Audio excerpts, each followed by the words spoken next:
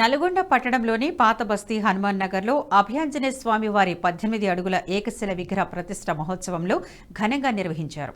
ఈ వేడుకలో కేంద్ర మంత్రి బీజేపీ రాష్ట్ర అధ్యక్షులు జి కిషన్ రెడ్డి పాల్గొని ప్రత్యేక పూజలు చేశారు. అనంతరం కిషన్ రెడ్డి మాట్లాడుతూ ఎన్నో పోరాటాల ఫలితంగా ఆలయ నిర్మాణం జరిగిందని, ఏకశిల విగ్రహం తయారీ కోసం నల్గొండ ప్రజలు సమిష్టిగా కృషి చేయడం ఎంతో గొప్ప విషయమని కొనియాడారు.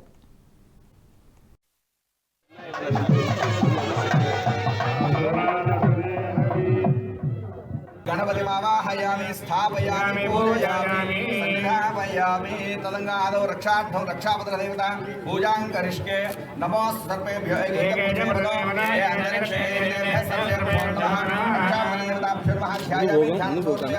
लम्बृतपात्रे गन्धं परिकल्पयामि आकाशपात्रे पुष्पं परिकल्पयामि यं वायुपात्रे धूपं परिकल्पयामि तेजपात्रे देवतायै नमः नटंता किंद पड़ता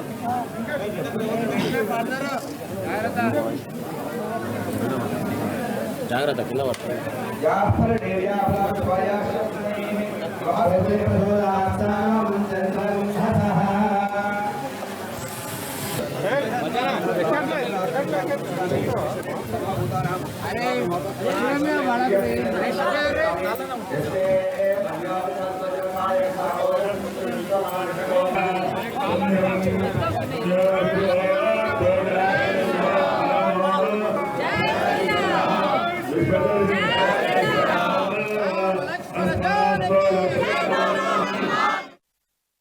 జై శ్రీరామ్. జై శ్రీరామ్.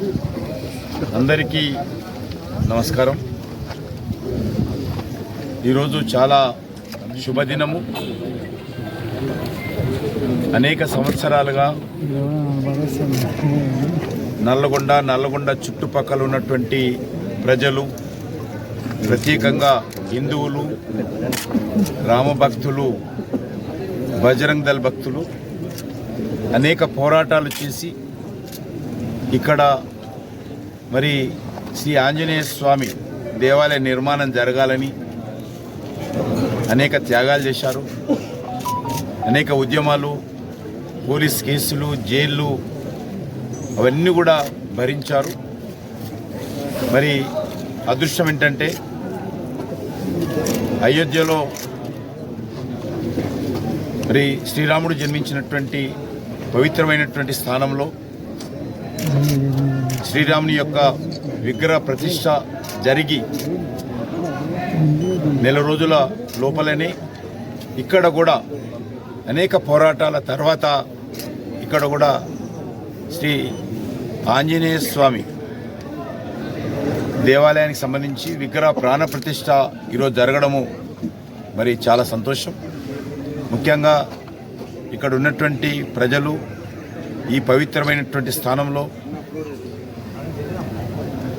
ఈ యొక్క ఆంజనేయ స్వామి దేవాలయ నిర్మాణం జరగాలని అనేక సంవత్సరాలుగా పోరాటాలు చేశారు.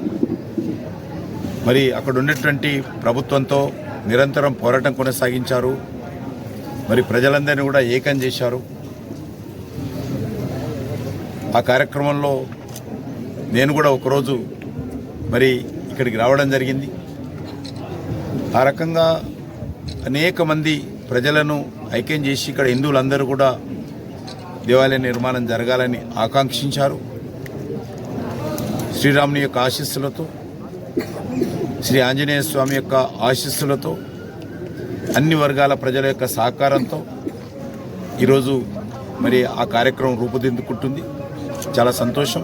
ఈ వీడియో మీకు నచ్చినట్టయితే లైక్ చేయండి, 10 మందికి షేర్ చేయండి. అలాగే కామెంట్ల రూపంలో మీ అభిప్రాయాలను మాతో పంచుకోండి. Nationalist hub group of channels ను సబ్స్క్రైబ్ చేసుకుని తెలుగునాట జాతీయవాద జర్నలిజాన్ని ప్రోత్సహించండి. ఈ వీడియో కింద ఉన్న బెల్ ఐకాన్ పై క్లిక్ చేయడం మర్చిపోవద్దు.